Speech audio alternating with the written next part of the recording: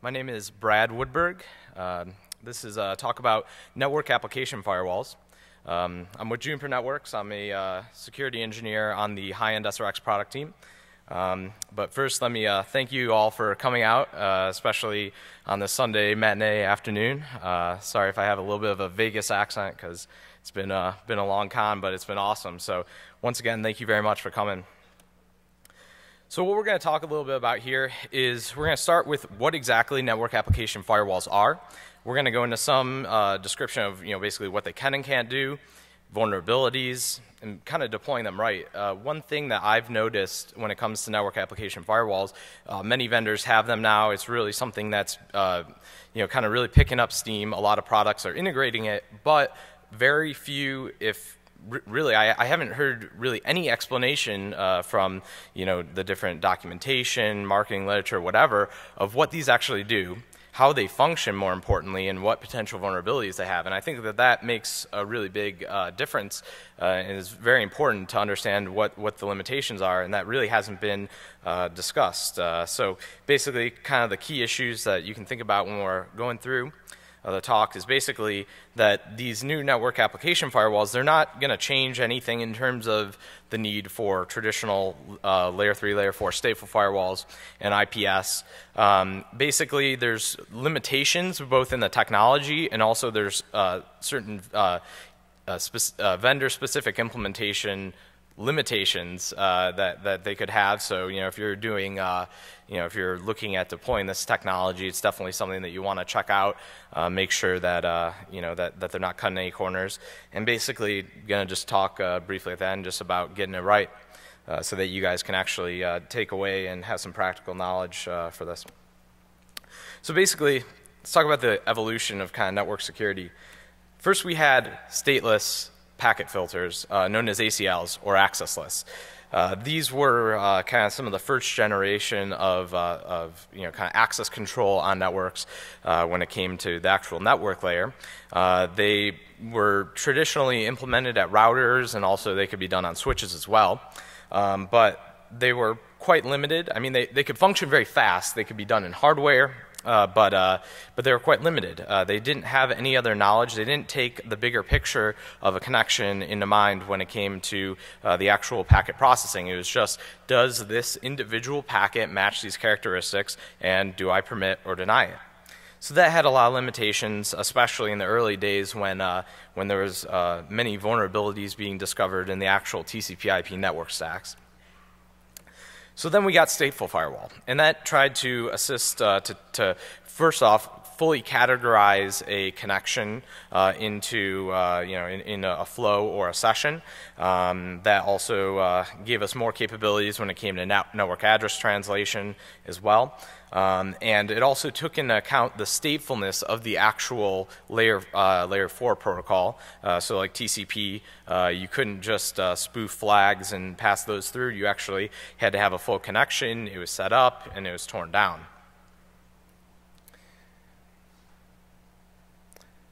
Then we got full IPS, or well, originally it was IDS, but we got full IPS, and basically that took a lot of the limitations when it came to stateful firewalling into account, because part of the issue with stateful firewalling is while it did do a good job of restricting actual traffic, it didn't do anything to be able to block exploits, be able to look deeper into the flows and determine what the actual application behavior was and so forth. So we got full IPS to basically handle the limitations of stateful firewalls and accessless.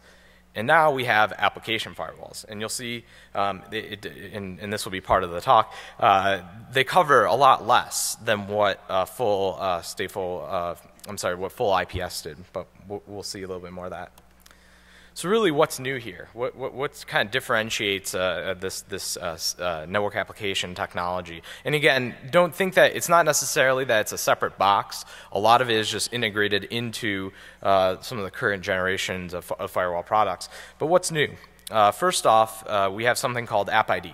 Now, actually, App ID isn't new at all, but the application of it into a firewall is slightly new. And basically, what it's going to do is it's going to actually look deeper into the actual connection itself. It's not just going to stop at the layer 3, layer 4 level of inspection. It's actually going to look a little bit further to determine what the actual application is itself. As I mentioned, App ID, its purpose is to detect applications, not exploits. And really, it's been around for quite a while. I mean, it's been used in traditional IPS products so that they could do port agnostic detection. So you could, have HTTP running over port, 493 or any port, and it would still be able to apply the detection. Basically, the protocol decoders and the parsers could still be applied regardless of what port it was on. So, and this technology has been used for like URL filtering and network AV products as well. So it's not anything that's new, but it's something that's been extended and put into kind of a new application. So in terms of how App ID does pattern matching, there's different algorithms, and we're not going to go into those in much detail. A lot of it is really the same types of pattern matching techniques that have been used in traditional IPS products, and also, as I mentioned, different layer 7 service products like URL filtering and AV. Basically, what typically has to happen is first the firewall is going to permit or deny the traffic. There's some pre-processing, which we're going to go into in more detail, and then we actually do the pattern matching. There's different string matching algorithms like Boy-Moore, Aho-Karasik, and Ribbon-Karp. There's DFA-based state machine matching, and then of course there's also hardware, which is being leveraged more and more to actually do the pattern matching. Now, there's one thing that I wanted to call out when it comes to the actual application matching is kind of an interesting new topic, which is nested application detection. Because if you think about it, nowadays, HTTP is almost like the new TCP in a way. Most applications that are being developed are being developed on web interfaces, and there's several reasons for that. Of course, I mean, you guys know most clients have web browsers. The server technology is freely available and is very mature, works great. There's lots of toolkits and underlying technology, especially with things like JavaScript and all the HTML5 and everything to really give the applications more color. So they've been developing more and more applications on top of HTTP, and HTTP is just an example of what a nested application could be. So if we just stopped at the real application level at layer 7, and we said this is HTTP, we wouldn't know what the actual, we'd be pretty limited, because obviously there's different applications like YouTube or Pandora that folks might not want versus Outlook or Google Docs or something like that. So keep in mind that there's also the concept of taking it to another level with nested applications. Now, I just wanted to show what an example of an App ID signature may be. Basically, these are pretty similar to IPS signatures, as I mentioned. We have both a layer 7 application and also a nested application. So looking on the left side, basically we're looking for a DFA pattern, and we're doing so in both directions in this specific implementation. That's really actually quite important, as you'll see later. If you only look in one direction, which I've seen vendors do, different implementations do, typically for performance, you're basically, there's a good chance that you could be pretty easily evaded, and I'll go into some more details on what that could look like.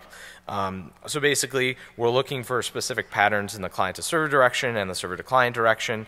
In the case of the layer 7 match, basically, we've already identified what the parent application, in most cases it's HTTP, it could be other applications as well, and then we're looking for more information once we've actually identified the parent protocol. So we're looking, in this case, we're looking at looking for Facebook. We're checking the header host information and the URL in this case to be able to identify that this is Facebook running on top of HTTP rather than something else.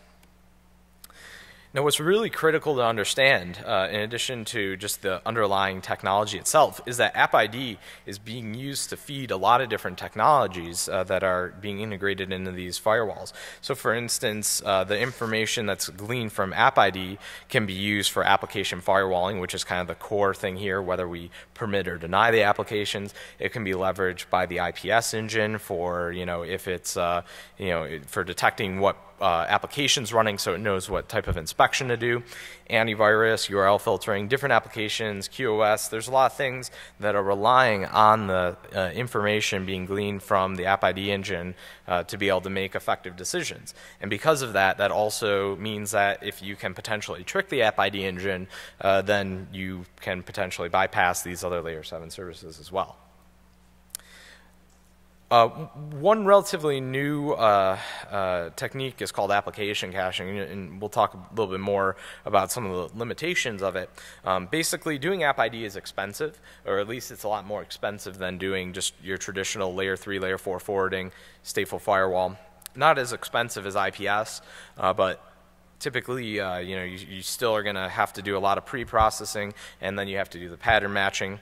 And in the case of good applications, what's going to happen is typically if you go to a web server on TCP port 80, it shouldn't be changing applications anytime. It should be HTTP every time. That really shouldn't be changing. So sometimes application caching is turned on. It's not that it's a bad thing, but it's an important thing to understand the limitations because basically if you're doing application caching, it's something that a malicious attacker could potentially leverage. And when I was writing the presentation, I was watching Aliens, so I was really hyped up, so I put some Aliens quotes in there. So let's talk about the pre-processing. We've already discussed kind of a high level of what the actual application identification is. It's doing the pattern matching. But before we can actually do any pattern matching, there's quite a bit of pre-processing that has to be done. And this is if you guys are doing any kind of evaluations or you're checking out this technology, this is a really, really important point to think about.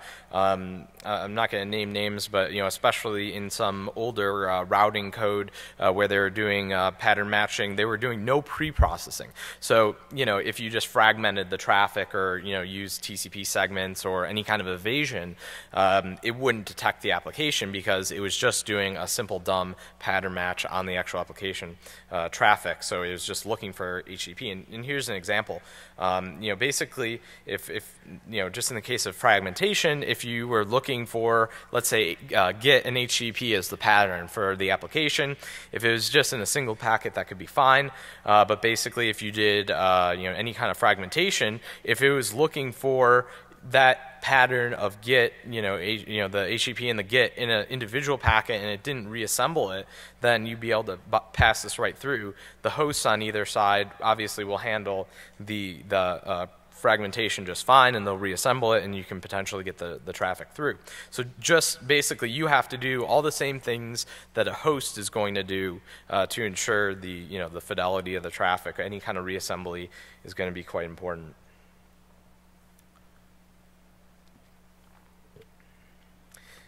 Ordering is actually going to be another thing as well, because kind of for the same issues with the case of fragmentation. Naturally, packets can get out of order. That's well known, and also an attacker could try to use this to their benefit as well. So if you don't match the packets in order and you don't reassemble, then you can potentially get stuff by as well. So again, this is kind of why doing the actual app ID is more expensive than doing just simple firewalling, because there's a lot more that has to go in it, more memory required to hold on to the packets in the stream for the entire window, etc. And of course, doing the proper reassembly is also critical. All the same evasions that we've seen for IPSs with TCP segment overlaps and underlaps and fragmentation, it all it all has to do with the same stuff. So when it comes to application firewalling, so in this example here, if you were to send two segment 3s, and one was HTTP, one was SIP, how is the app ID engine going to know which one? If you want to to allow HTTP but deny everything else, potentially you could get SIP through by also just kind of piggybacking that packet at the same time if the pre-processing wasn't being done properly. And of course, our friend the Ghostbusters, they got it right too. Can't cross the streams, so. So what we're going to actually do is we're going to dig into some examples now and look at this in kind of the practical, real-world application. So one thing that I didn't really emphasize yet, but that's really important well, I guess I subtly implied it, but is really important, is unlike firewalls, which know exactly what decision to make on that very first packet, right? They know if it's going to be denied or permitted. Network application firewall may not. I mean, obviously, you can still have the same layer 3, layer 4 stateful inspection, and it can do, basically, you can make decisions at the layer 3, layer 4 level, but if that traffic is permitted, and let's say you want to allow HTTP through, but you want to block SMTP or something else, you won't know until at least really, it's not even the third packets. It's actually beyond that. What this application is. So the important thing to take away is that you do have to let some traffic through, because otherwise the network application firewall is it's not going to know. Certainly not on the first packet. And so looking at the flow table here in this next-gen firewall, basically what we can see here is that the application is unknown, which is 0. You'll see it'll make more sense in the future. But we've already sent 3 packets that have gone back and forth. Then, of course, once we send the actual application traffic, then that's when we can identify what this application is. In this case, it's just web browsing. But as I pointed to earlier, network application firewalls aren't going to do anything. Network application firewalling isn't going to do anything to protect you against any kind of layer 7 exploits. So in this case, just throwing a nice old vulnerability to execute command.exe on a IIS server went through just fine, because of course it identified it as the proper network application, which is web browsing, but it was a malicious threat. And of course, the network application isn't looking for that. It's just trying to identify what application it is.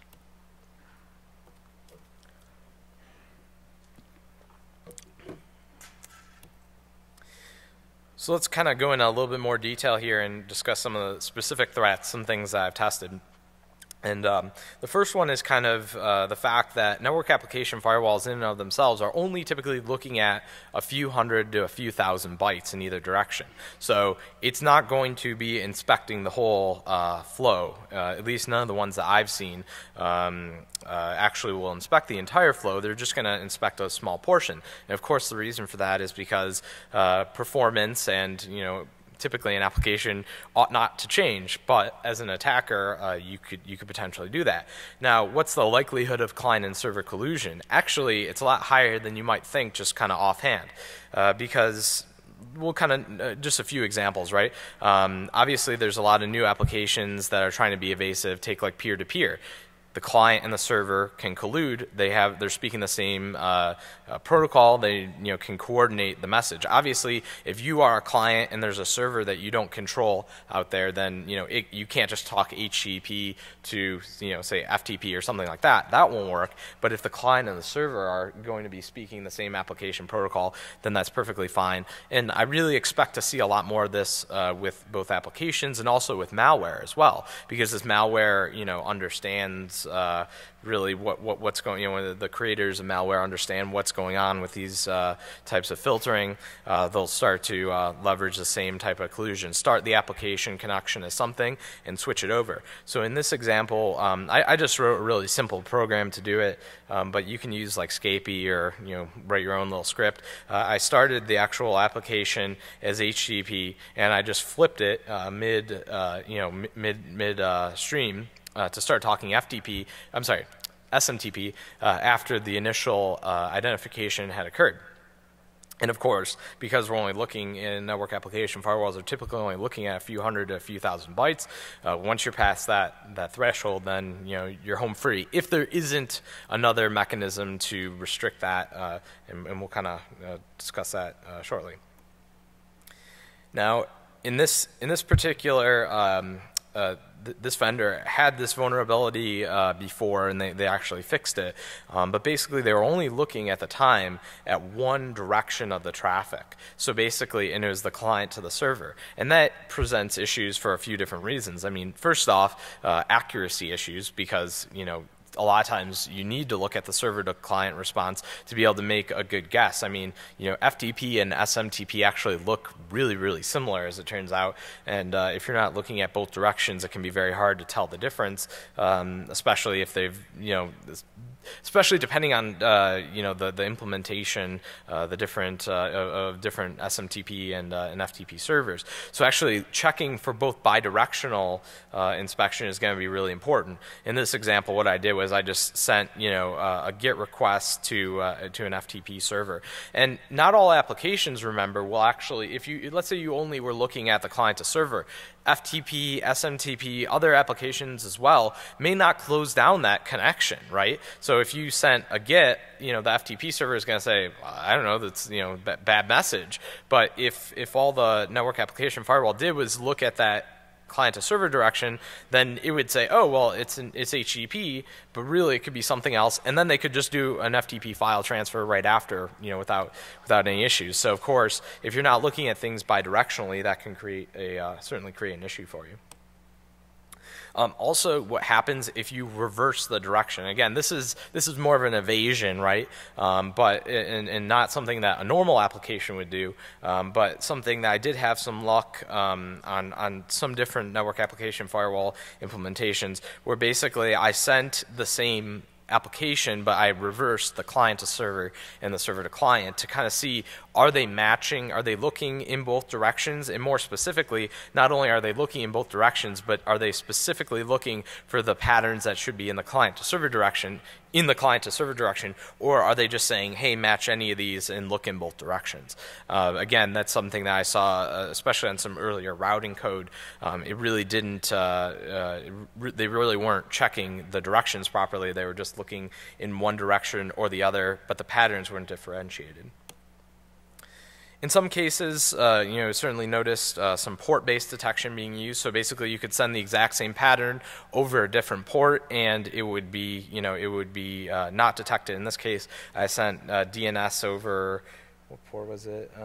Over port 80 or something, and versus port 53. It was the exact same traffic, but it was detected as being unknown. Now, this isn't necessarily a vulnerability, because in some cases, as I mentioned, this is done a little bit more for accuracy. Like DNS is probably an extreme example, because you really ought never to see it on any port besides 53 or 53.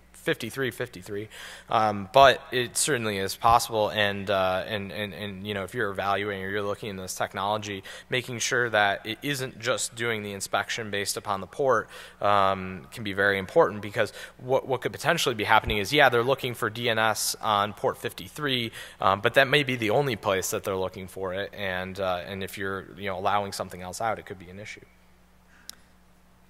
And of course, one other thing to mention, in the case of DNS tunneling, something that our friend Dan Kaminsky has covered in great detail, as of others. Of course, that would just be detected as DNS in the case of simple network application firewall, because that's what it is. It wouldn't necessarily say, hey, there's like 10 gigs of traffic being transmitted over here. It might be something kind of weird. It's just going to be DNS, and it'll be perfectly happy with that. So I mentioned about application caching. And it's not that application caching is a bad thing at all. And depending on how you're deploying this, it could be perfectly legitimate. Like if you're deploying this in front of a data center that you control to accept inbound connections, typically if you're controlling the actual servers, then it shouldn't be a big deal. Doing application caching can be used for performance. And also in some other uses of the actual app ID information, let's say like application routing. So making routing decisions, let's say to send the traffic through a proxy or something like that. that would really need to use caching because you wouldn't be able to know, again, ahead of time what it's going to be unless if you've already seen the traffic. So stuff like application routing and QoS and stuff like that could really, leverage the application caching, but there is a limitation and potential vulnerability. So in this example, what I've done is I just configured the firewall to look for SMTP on any port and drop it no matter what, and allow everything else. So just kind of testing, smoke test here. I just send SMTP and it gets detected properly. This is looking at the logging message. We see that it's SMTP, we drop it. Exactly what we'd expect. And what happens, or what we're going to do now is we're going to actually poison the cache to be able to insert the application in the cache table and see what happens. So in this case, I just sent a bunch of HTTP messages. I just used again, this just simple program I whipped up, but you could use wget or really anything as long as the client and the server can properly collude. So basically, I just send a bunch of HTTP messages, and you can see that it puts a entry in the application cache. Protocol 6 is obviously TCP, port 80, and it cached it as application ID 109, which stands for web browsing, in this case HTTP. And so now, whereas before I couldn't send my SMTP traffic through, I can. It worked just fine. And the reason why is because it identified that traffic, on port 80, TCP port 80 on the server, which is 192.168.2.13. Anything that goes over there until this cache entry times out is going to be considered HTTP, even though it isn't.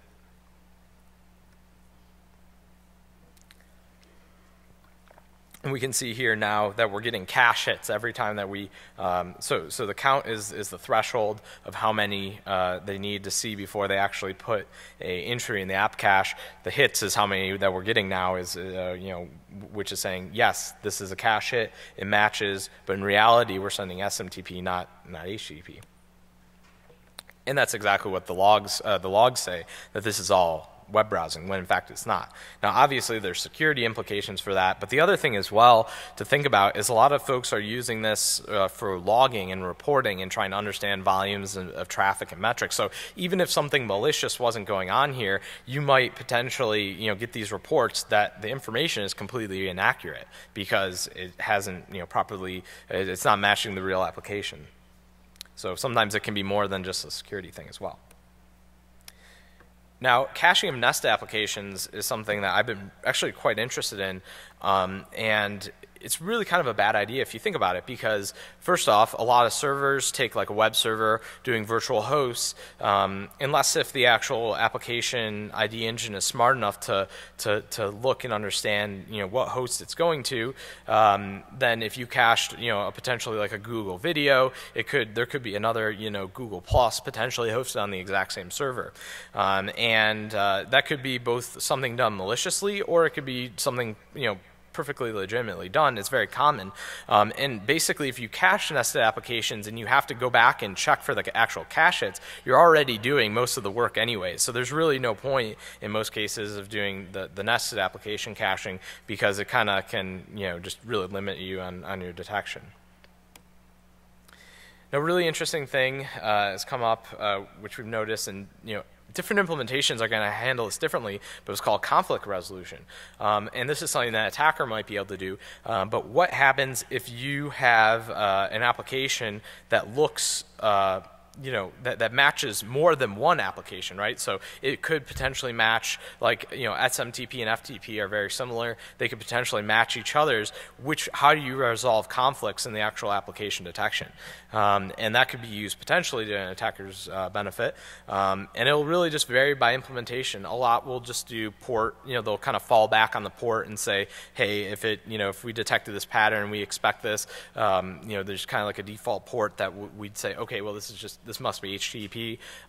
Some will just list it as an unknown application, or others will, might just pick one of the two in order of precedence, in order of the likelihood.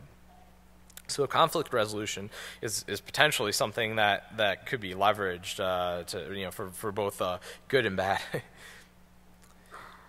Now, I've also been doing like a little bit of research, and this is something that I just kind of crammed in here this week, so sorry for the slides a little bit busy. But application layer gateways, if you guys aren't familiar, these are something that have been around in firewalls for a long time. And basically what they're used to do is they actually do have to, they look at layer 7, take FTP in this example, looking at the control channel to see what port is going to be dynamically negotiated for the data channel.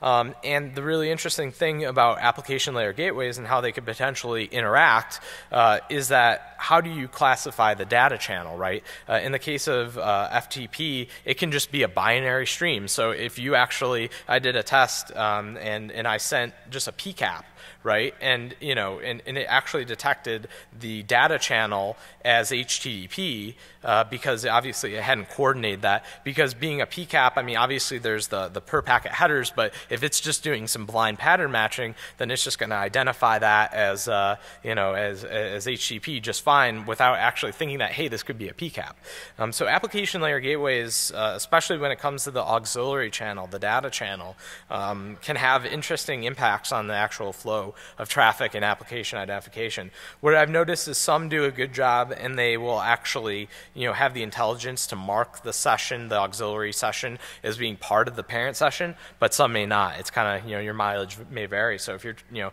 if you're doing, you know, some sort of testing or something, you might want to look at that to kind of see. And like I said, the easy way to do that is really just to, you know, send a PCAP as the auxiliary traffic and see what happens if it picks it up as, say, HTTP or something else in the PCAP, or if it's actually smart enough to identify it by the application that it really is. So what do we do about applications that we don't know? And this is probably one of my favorite things when it came to checking out this vendor. Is, you know, what happens if you don't know an application? And this will happen all the time, right?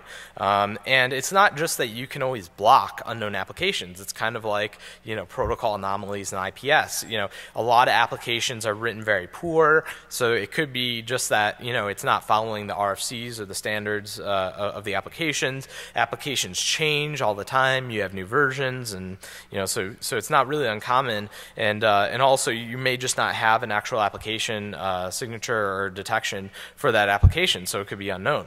So what I did here was, and we're just kind of walk you through what I noticed this particular vendor was doing. And so basically I just sent some unknown traffic. You know, here's just looking, I haven't sent anything layer 7 yet. I just opened the session, TCP. And we can actually look at if I dug into the actual session ID itself, we can see that application is unknown, it's undecided, and layer 7 processing is still being done as far as it's concerned. Just send a few packets back and forth. So now I'm going to send some I'm going to send just a bunch of garbage, and I think I showed it in the next slide, but just sending garbage through, right? So it's not going to know what this actual application is. And what I noticed was a very interesting thing. You know, it marked it as unknown TCP, but I noticed that it said layer 7 processing was completed. And so that means, you know, no IPS, no AV, no URL filtering, nothing at layer 7. But it got even better than that. Not only were they not looking at anything from layer 7, they actually pushed the traffic down into the ASIC, into the, you know, so out of the processor that's actually doing the security processing, just down into the MPU, or network processing unit. So they weren't even inspecting this at all. And I did that simply by just sending some garbage traffic. And then, of course, in that session, I was not only able to do that, but I could then send exploits through. Now, of course, if you send garbage application traffic, it's going to, you know, your mileage is going to vary, right? Because, you know, some applications may just close down the connection, while others, like FTP, SMTP, you know, might just say, hey, I don't know what that is, and then, you know, you might be able to push an exploit through. But this could also be used not only for actual exploits, but it could be used simply to try to evade the application, network application firewall, and try to, you know, push traffic through, potentially, you know, do backdoor communication, command and control, etc. So there's a lot of things that you could potentially leverage with a vulnerability like this. And as I mentioned, all the different systems seem to be implementing this behavior differently, but it's a great one to look at. So the really interesting thing that looking forward and also looking in the past and what's happened, is that applications, you have honest applications, right? But other applications are trying to do things to remain undetected. Now, maybe that's something like Tor or BitTorrent, or there could be perfectly good uses for this, so it's not a bad thing. But in terms of what I'm seeing, is that more applications are going to get a lot. They're going to go to greater lengths to remain undetected. Encryption can be one mechanism to do this. Now, it's pretty easy, as it turns out, to detect encrypted applications because you can just measure the randomness of the bytes. So it's called the data entropy. You can measure that, and anything that's encrypted or compressed should be highly random. But anything that isn't ought not to be encrypted, at least with any kind of standard encryption or compression protocols. And for that reason, I also expect that we're going to see more leveraging of like steganography, because that's kind of the ultimate, especially if you leverage steganography and encryption, it's kind of like the ultimate way to really hide messages, because you're hiding stuff in plain sight. It works in prisons, it's worked, it's been around for thousands of years, so it's not anything that's particularly new, but it's a really strong method. And of course, tunneling applications within other applications as well can be a method to obfuscate the traffic. It might be a legitimate use like GRE tunneling or SSL, or it may be something a little bit more nefarious. And I mentioned just a moment ago the ability to do application ID without specifically pattern matching.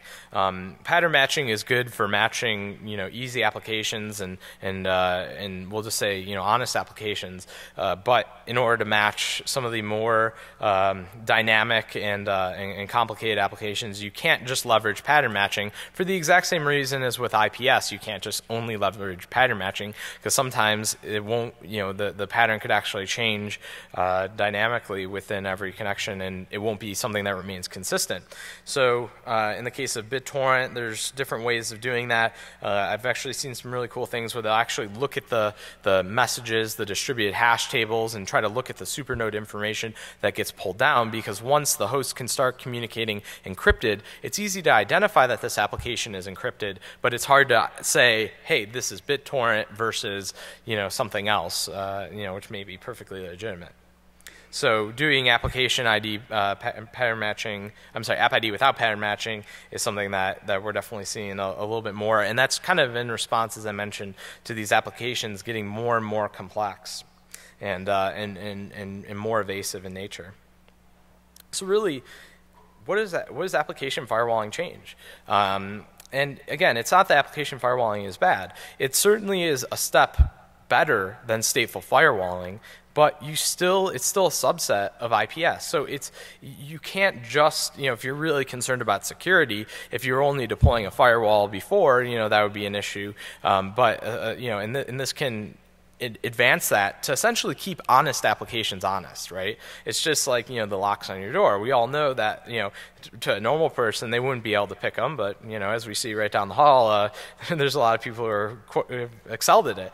And it's really the same thing with applications. And even if you look at BitTorrent or Skype, those are examples of applications that people are using, and they don't have any idea about how it's functioning under the hood. So it's not like you have to be, a crafted and a very skilled attacker to be able to leverage these types of evasions. You could just be using an application that has been, written, even one that's very public and widely used. You could be using an application that really leverages these evasive behaviors and maybe not really know about it.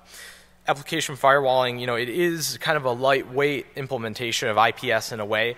It's basically doing the application identification, but we're not doing any of the actual exploit detection. So you still need to use full IPS if you're going to deploy this and you care about not being hacked, or at least putting up more defense in depth and more controls to protect yourself.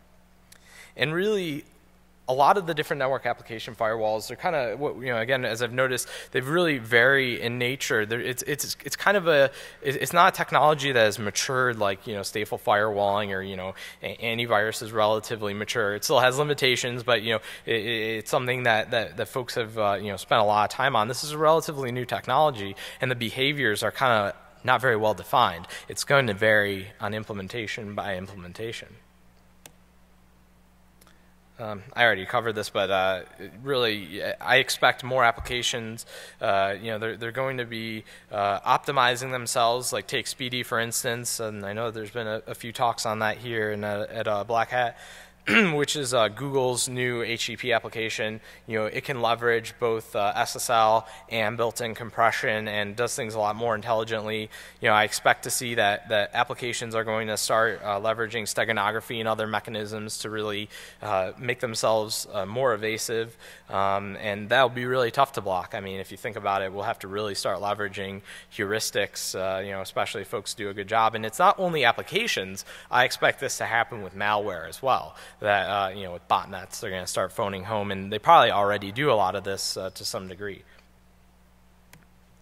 So really, what to take away, and what do you still need to do? Because again, just from the media marketing perspective, application firewalls have been really kind of marketed as kind of a panacea, and it's not that they're bad, but they still need to be used and they still need to complement, they need to be used in concert with a lot of the traditional technologies that you're already deploying. You can't just, you don't want to open up your firewall and just start blocking on application ports. You still want to do all the stateful firewalling. You still want to be deploying full IPS, and looking for those exploits, because the network application firewall in and of itself isn't going to do that.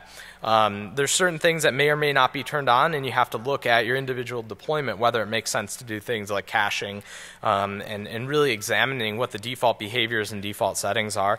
And again, just kind of following a lot of the same best practices that you've already grown accustomed to. Don't let this this new technology kind of lower your guard because you think that it's going to be doing more than it's actually capable of doing.